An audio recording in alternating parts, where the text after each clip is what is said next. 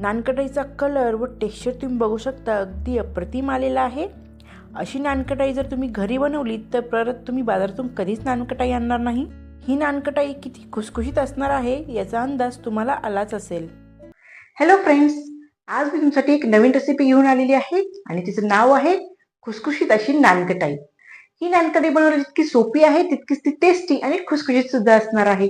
चला तर पटकन आपण रेसिपीला सुरुवात करूया. त्या अगोदर अन्नपूर्णेचं दापूर्णे दीप किचन मध्ये तुमचं खूप खूप स्वागत.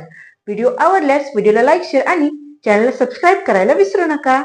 ही खुसखुशीत नानकटाई बनवण्यासाठी इथे आपण काय काय साहित्य लागणार आहे ते बघणार आहोत. सर्वात अगोदर इथे मी 1 कप मैदा घेतलेला आहे. मैदा घेताना तो अगदी हलक्या हाताने भरलेला आहे, अजिबात दाबून भरलेला नाहीये. त्यानंतर अर्धा कप आपण इथे पिठी साखर घेतलेली आहे. पिठी साखर सुद्धा अगदी हलक्या हाताने भरलेली आहे. यानंतर आपण इथे 1/3 कप बेसन घेतलेले आहे. त्यासोबतच 1/4 कप आपण इथे बारीक रवा घेतलेला आहे, तुम्ही बघू शकता. आता आपण बारीक चाळणीने सर्व पीठ चाळून घेऊयात. चाळणीमध्ये आपण मैदा, पिठी साखर व बेसन पीठ यामध्ये घातलेले आहे.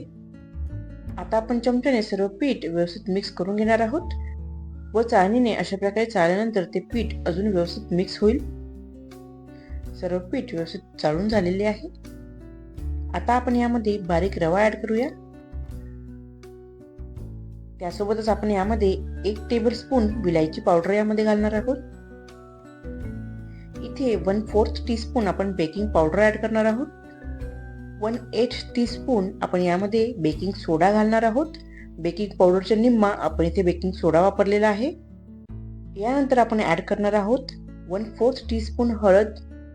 हळद वापरल्यामुळे नानकटाई हेल्दी तर बनतेच, पण त्यासोबतच नानकटाईला छान कलर सुद्धा येतो. यानंतर हाताने आपण सर्व व्यवस्थित मिक्स करून घेणार आहोत. या पिठाचा गोळा बनवण्यासाठी आपण इथे 1/2 कप साजूक तूप वापरणार आहोत. साजूक तूप वापरल्यामुळे नानकटाईला छान फ्लेवर येतो.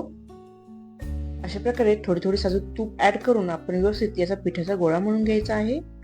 अगोदर टाकलेल्या तुपामध्ये व्यवस्थित सर्व पीठ मिक्स करून घ्यायचे आहे, त्यानंतरच पुढचे तूप ऍड करायचे आहे. अशा प्रकारे तूप पिठामध्ये अगदी एकजीव करून घ्यायचे आहे. अशा प्रकारे व्यवस्थित आपण पीठ मळून घेतलेले आहे. याचा आता आपण गोळा बनवून घेऊया. पिठाचा गोळा बनवताना तो थोडासा सैल ठेवलेला आहे. थोड्या वेळ भिजल्यानंतर रवा फुगेल व तो व्यवस्थित थोडासा घट्ट होईल. आता आपण हा गोळा 10 मिनिटे झाकून ठेवणार आहोत, जेणेकरून रवा छान फुगेल. आज आपण इडली पात्र वापरून नानकटाई बनवणार आहोत. जर तुम्हाला ही नानकटाई कढईमध्ये बनवायची असेल तर त्याची सुद्धा लिंक मी डिस्क्रिप्शन बॉक्समध्ये दिलेली आहे, तुम्ही नक्की चेक करा. बेकिंग करण्यासाठी आपण इडली पात्राच्या तळाला मीठ ऍड करणार आहोत. इडली पात्र पातळ असते त्यामुळे आपण जास्त मीठ घालणार आहोत. इडली पात्राच्या तळाला मीठ व्यवस्थित एकसारखे पसरवायचे आहे. आता आपण यावर झाकण ठेवून हे इडली पात्र प्रीहीट होऊ देणार आहोत.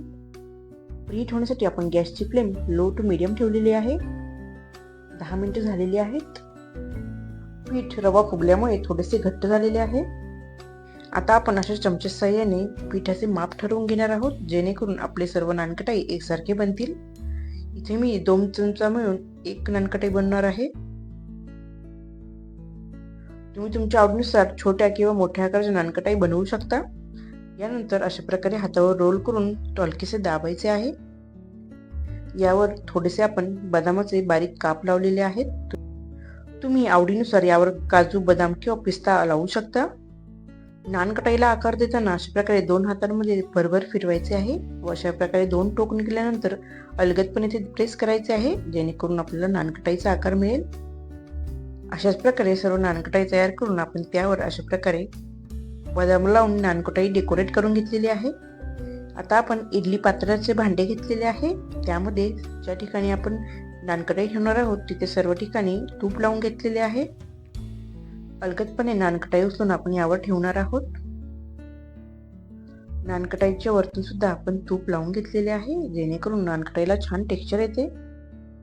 इथे जी मी इडली पात्र वापरत आहे ते एकूण 5 भांड्यांचे आहे.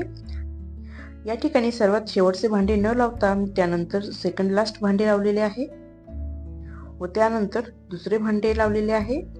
सर्वात वरचे भांडे आपण या ठिकाणी लावणार नाही, कारण हीट इतक्या वरपर्यंत पोहोचत नाही. यानंतर झाकण व्यवस्थित लावून आपण त्यावर अशा प्रकारचे वजन ठेवणार आहोत, जेणेकरून इडली पात्रातली हीट बाहेर जाणार नाही. आता आपण 2 बर्नरमधील छोट्या बर्नरवर लो फ्लेममध्ये 10 ते 15 मिनिटं नानकटाई बेक होऊ देणार आहोत. 15 मिनिटं झालेले आहेत. आता आपण यावरचं झाकण काढून घेऊयात. वरच्या लेयरची नानकटाई अजून थोडी होणे बाकी आहे. आपण वरचे भांडे काढून बघूयात. तुम्ही बघू शकता खालच्या साईडची जी नानकटाई आहे ती पूर्णपणे बेक झालेली आहे. बेक झालेल्या नानकटाईचे भांडे आपण इडली पात्रातून बाहेर काढून घ्यायचे आहे. भांडे अगदी गरम असतात, त्यामुळे व्यवस्थित हाताळायचे आहेत. यानंतर लगेच आपण जे बेक न झालेले इडली भांडे आहेत ते आपण इडली पात्रात ठेवून देणार आहोत. झाकण बंद करून आपण लो फ्लेमवर 10 मिनिटं ही नानकटाई बेक होऊ देणार आहोत. जी नानकटाई आपण बाहेर काढलेली आहे ती बघू शकता अतिशय व्यवस्थित बेक झालेली आहे. अगदी छान क्रॅक्स पडलेले आहेत आणि आपण यामध्ये हळद वापरल्यामुळे अगदी छान नॅचरल कलर सुद्धा नानकटाईला आलेला आहे. 10 मिनिटं झालेली आहेत. आता आपण झाकण काढून घेऊयात. आता आपण गॅस बंद करूया. तुम्ही बघू शकता ही नानकटाई अगदी छान बेक झालेली आहे. हे सुद्धा भांडे आपण बाहेर काढून घेऊयात. या भांड्यामधील नानकटाई सुद्धा अगदी छान बेक झालेली आहे. नानकटाई 5 ते 10 मिनिटं थंड झाल्यानंतर आपण अशा प्रकारे हलक्या हाताने चाकूने सुट्ट्या करून घेणार आहोत. या ठिकाणी दोन्ही भांड्यातील नानकटाईचे कलर, टेक्स्चर तुम्ही बघू शकता अतिशय अप्रतिम झालेले आहेत. एक नानकटाई आपण तोडून बघूयात. यावरून तुम्ही बघू शकता नानकटाई अगदी खुसखुशीत झालेली आहे. वातलं टेक्स्चर सुद्धा तुम्ही बघू शकता. नानकटाई बनण्याची ही पद्धत तुम्हाला आवडली असेल तर नक्की ट्राय करून बघा आणि अशाच नवनवीन रेसिपीजसाठी अन्नपूर्णे सदापूर्णे दीप्स किचनला सबस्क्राईब करा. धन्यवाद.